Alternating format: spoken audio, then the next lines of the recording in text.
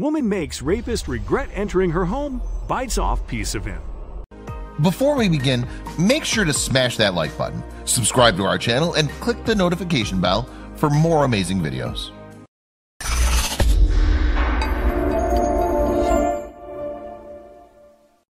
A South Carolina woman was awoken on a Friday morning by a knock at her door. When she got up to answer it, she didn't see anyone and went back to bed, hoping it was all a dream.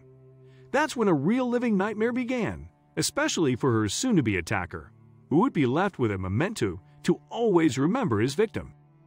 Paige Duvall, 33, had recently purchased her home in North Charleston, South Carolina.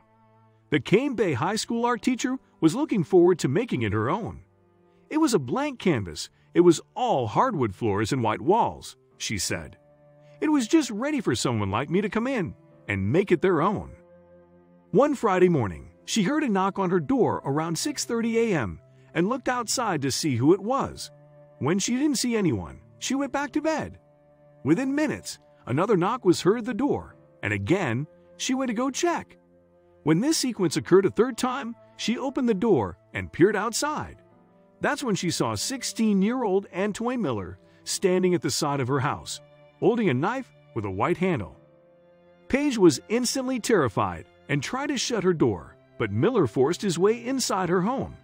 He pushed her to the floor, climbed on top of her, and began punching her, all while screaming at her to stop fighting and "I won't hurt you." After asking where the bedroom was located, he picked her up and placed her over his shoulder and took her through her house to the bedroom, but he would soon regret ever touching her. Once in the bedroom, Miller tried to undress Paige, but he picked the wrong victim. She kicked him hard in the groin, which only increased his anger. He shouted, "Now you have to die."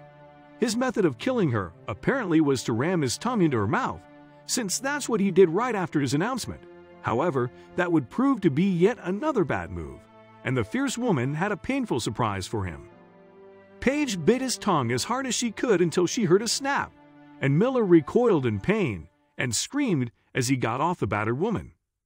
Most of his tongue was severed and still in Paige's mouth as she jumped off the bed and ran. She threw the severed tongue on the kitchen floor, scrambled into her car, and went to a nearby gas station to call for help. Meanwhile, the rapist got away, but not for long. The police later found Miller at a local Waffle House after his mother had called 911, wanting to get help for her son for not having a tongue and needing medical assistance. Police found his tongue at the crime scene and put it in a bag of ice. He was later treated at Triton Hospital, but it's not clear if doctors were able to reattach his tongue. Antoine Miller was charged as an adult on individual burglary, weapons possession, kidnapping, assault, and criminal sexual conduct counts. Someone should have taught him not to put his tongue where it doesn't belong. Getting your tongue ripped out of your mouth is one lesson he won't ever forget. Paige Duvall sustained minor physical injuries and received help for emotional trauma. I spoke with a counselor and a mom today, and the counselor asked me, "What would you think objectively looking at your story? What would you think about that person?" Paige recalled. "For the very first time, I felt empowered, and I thought to myself, I would put that in my Rolodex of, if that happens to me, that's what I'm going to do." The Cane Bay community has been helping Paige paint her home and maintain her property. In addition, friends are helping to make her home safer. "I thought that it was going to be me by myself, just sort of figuring things out," Paige said. "I was inundated by love and support by friends and family and the community. People that don't even know me are coming around. I'm so thankful to everybody. I really am. I can't even express how thankful I am." Paige said she is grateful for the support she's been receiving from friends and strangers.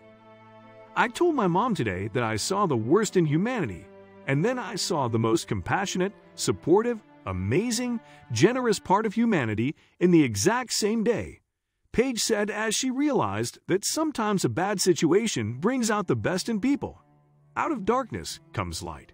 Thanks for watching. Make sure you subscribe and smash that like button. We really appreciate your continuous support.